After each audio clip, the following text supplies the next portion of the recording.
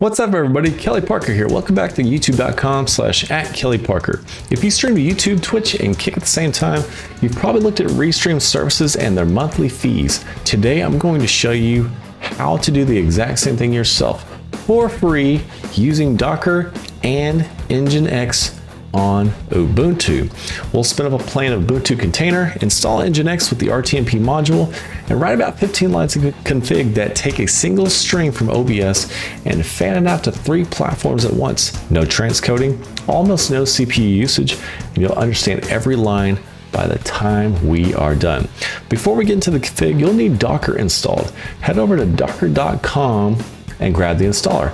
I'm on a Mac, so I will download the Mac version.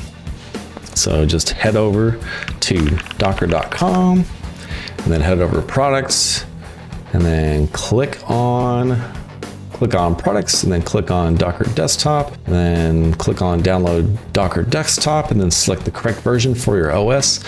I'm on Apple Silicon on a Mac Mini M4, so I selected the first option and I've already installed Docker. So we will head straight to the terminal and get right into the meat of this video. So now we are opening up the terminal and here we are right on the terminal, and we're going to start with a clean Ubuntu container. I'm intentionally not using a pre-built restreaming image here.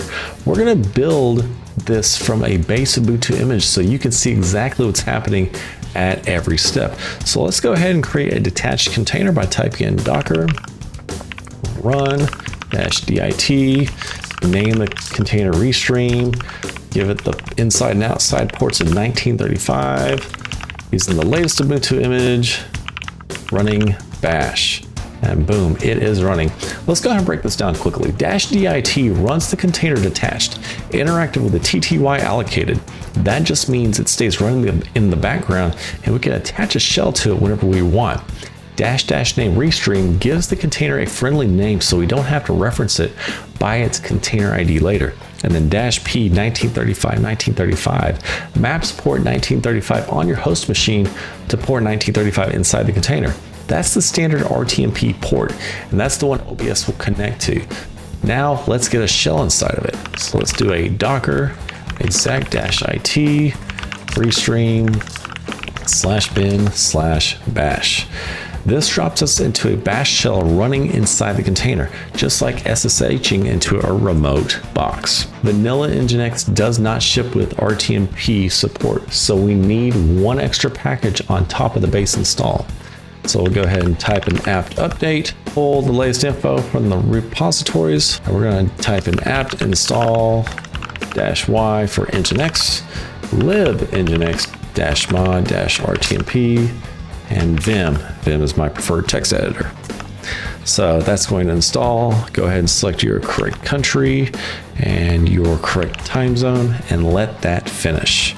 And Control L to clear the screen. NGINX installs the regular NGINX web server. Lib nginx -mod -rtmp installs the RTMP module as a separate shared object file.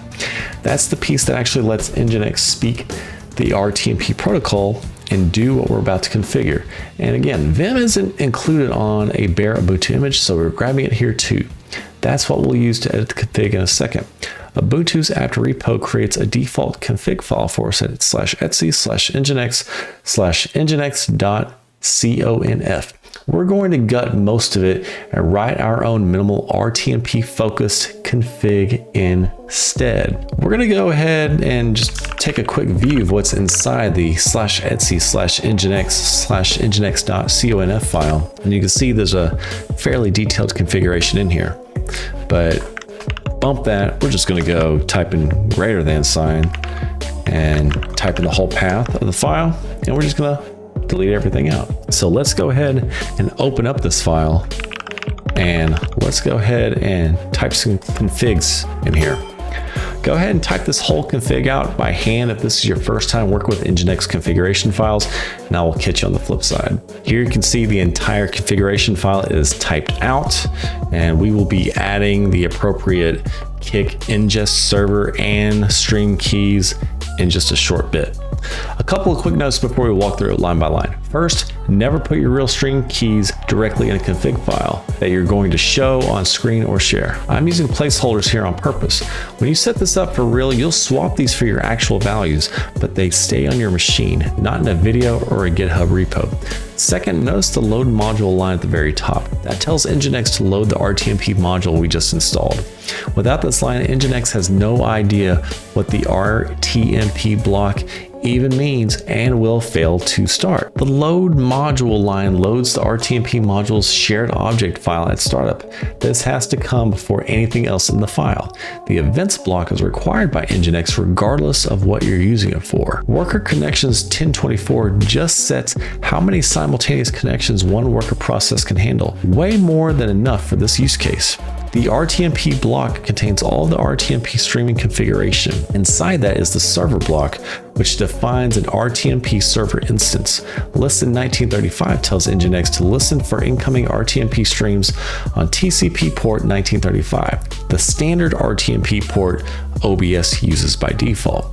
And then chunk size 4096 increases the RTMP packet size to 4 kilobytes, which reduces protocol overhead and generally improves performance over the default value. Inside the server block is an application named Live.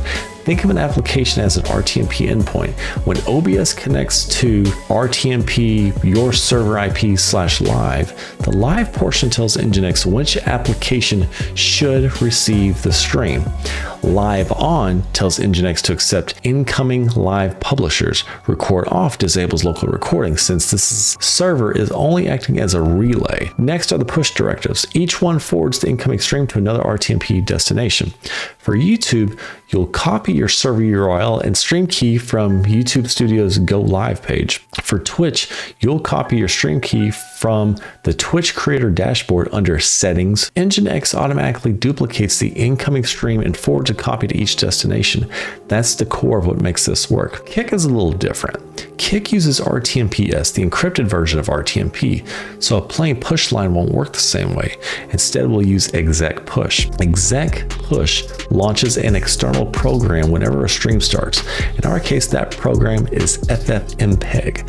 FFmpeg connects to the local RTMP stream at the RTMP localhost /live/$ name. The $sign name variable is whatever stream key OBS used to connect. So if OBS streams to RTMP localhost live stream, FFmpeg reads RTMP localhost /live/stream automatically. /c copy is the most important part of this command. It tells FFmpeg to copy the existing video and audio streams exactly as they are. No re-encoding, no resolution changes, no bitrate changes, no GPU needed. FFmpeg just repackages the already compressed stream and forwards it over an encrypted RTMPS connection. And then -f FLV specifies the FLV container format, which is the standard transport format for RTMP and RTMPS streaming. Now that the config is written, let's check it for syntax errors before we reload anything. So we'll quit out of our configuration. Then we will type in nginx-t, and you'll see that we have a couple of lines of info saying that the configuration file syntax is okay, and the configuration file test is successful. If everything's correct, you'll see syntax is okay and test is successful. If you've got a typo or a missing semicolon, NGINX will tell you exactly which line it's unhappy with. Fix it and run nginx-t again until it's clean. Once the test passes, start nginx if it isn't already running, by simply typing in the nginx command, or if it's already running and you just change the config. Let's say you change your ingest URL or your stream key after editing the text file, saving and quitting, you can just type in nginx-s reload and you'll see signal process started, which is a good thing. That reloads the config without dropping any active connections. Useful once you've got this running long-term and need to tweak something. Because we're copying the stream instead of encoding it, the CPU usage on this container stays extremely low. NGINX is just duplicating the incoming stream and forwarding it to multiple destinations. It's not doing any video processing. The real resource cost here is outbound bandwidth, not CPU. If OBS is streaming at 8 megabits per second and you're sending that to YouTube, Twitch, Kick, your server needs roughly 24 megabits per second of upload bandwidth, 3 times your stream bitrate. So before you commit to this setup, check your upload speed, especially if you're running this on a home connection rather than a VPS. That trade-off, low CPU, higher bandwidth, is what makes NGINX such a lightweight, practical option for self-hosted restreaming. Last step, point OBS at this server. Last step, point OBS at this server. In OBS, you can go to Settings, Stream, and then set service to custom, and then use this server name here, RTMP : your server IP /live. And then for stream key, you can type anything you want. I use stream, lowercase. Since NGINX just uses it as the same $_ name variable like we saw earlier. You hit start streaming, and then NGINX takes care of the rest.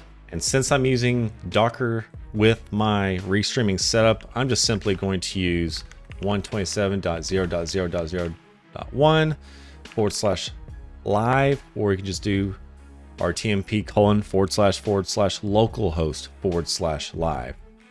And there, that's all you need to make this work with Docker. Click OK. And now the stream has started. You can see on the bottom of OBS, we are sending data.